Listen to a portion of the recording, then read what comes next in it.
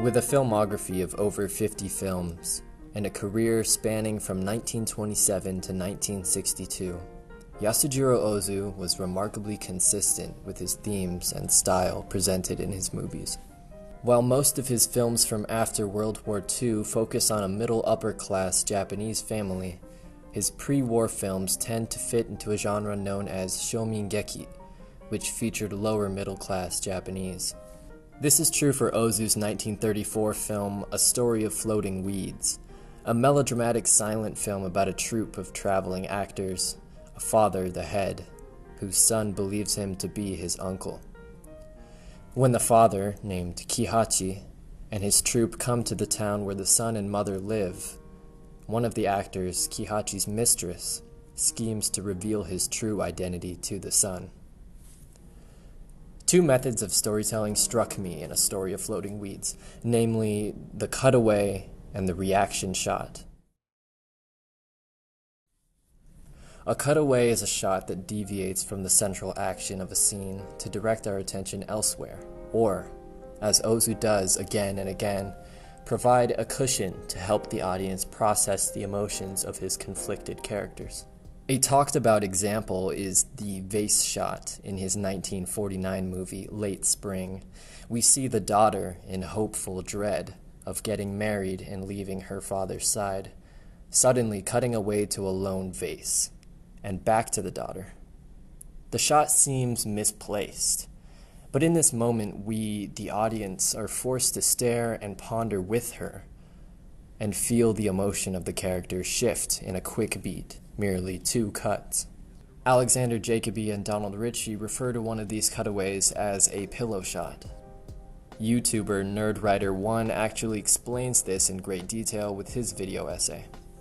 But the Ozu cutaway not only appears in all of his films, but I think gives us insight into a phenomenon which famous Hollywood editor Walter Murch describes in his book In the Blink of an Eye. Murch compares cuts to blinks. He argues that an overactive editor, one who cuts too frequently, points out too many things like an excited tour guide, instead of letting the viewer look around and see what they see. Murch warns, past a certain point, the more effort you put into wealth of detail, the more you encourage the audience to become spectators rather than participants.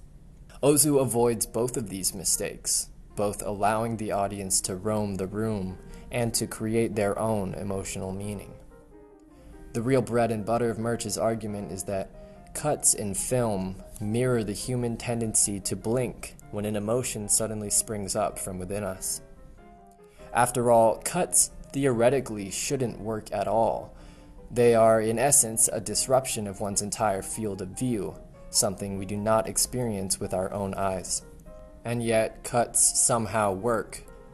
One explanation for this is that in our waking lives, we process information about how to feel in a given moment by blinking. As Murch puts it, in film, a shot presents us with an idea, or a sequence of ideas, and the cut is a blink that separates and punctuates those ideas.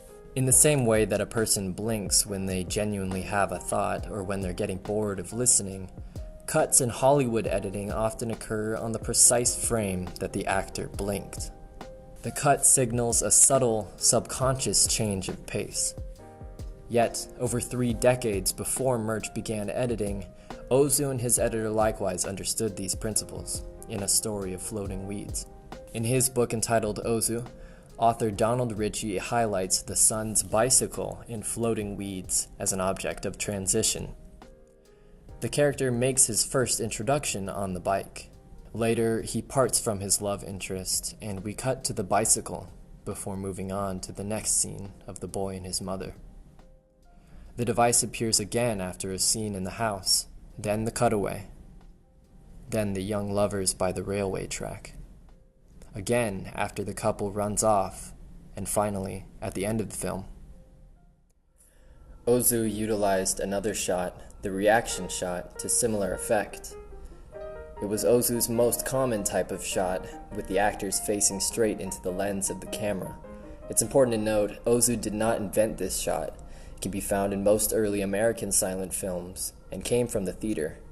where actors directly face the crowd. The film that revolutionized the way this shot could be used, though, was Ernest Lubitsch's The Marriage Circle, circa 1925, in which the characters' reactions humorously juxtapose their dialogue a second later.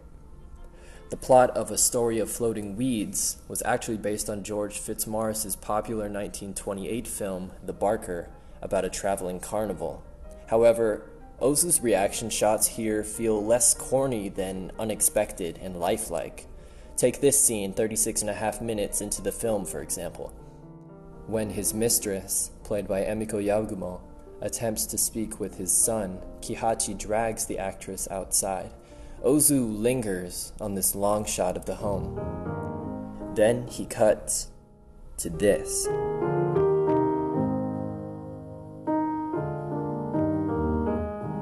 If you're used to modern film continuity like me, you were probably caught off guard when you watched this moment. Ozu gives no prior indication, neither sight nor sound. The effect is a subtle yet powerful implication. In cinema, suggestion is always more effective than exposition.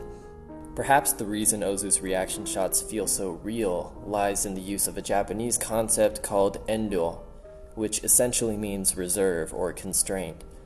Ozu expresses this rigid self-control not only through his directorial choices, but also through his actors' choices. Every gesture is planned and executed, from Takeshi Sakamoto's scratching of his rear to Yoshiko's Tsubochi's line in this scene.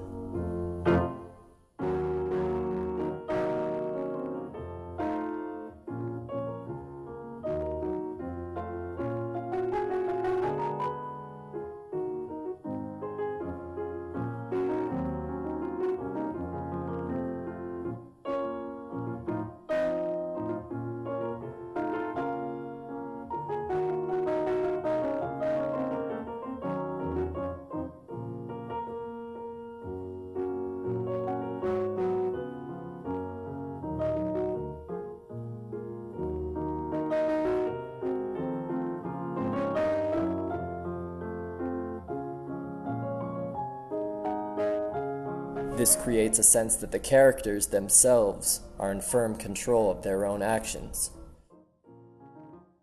Maybe what makes Ozu's film so compelling is the interplay between the reaction and the cutaway. Both allow us to become active viewers, as well as to marvel at the characters for their own sake.